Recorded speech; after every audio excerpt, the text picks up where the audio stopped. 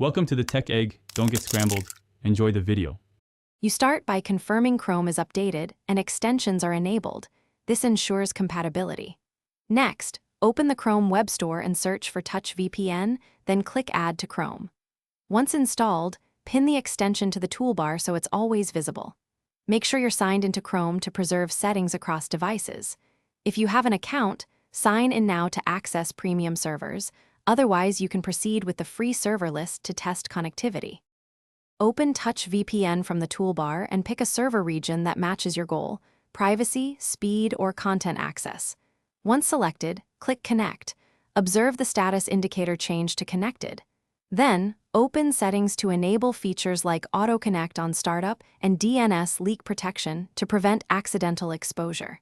If split tunneling is offered, configure which sites bypass the VPN. After connecting, verify your new IP in a separate tab to confirm traffic routes through the chosen server. Finalize by testing the sites or services you needed VPN access for: stream, visit blocked pages, or run a speed check.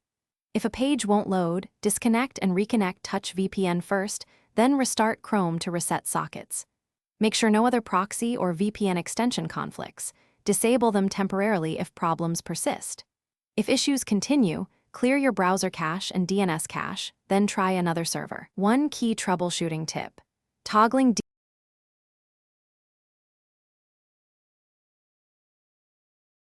Thanks for watching. Consider subscribing if I helped unscramble your problems.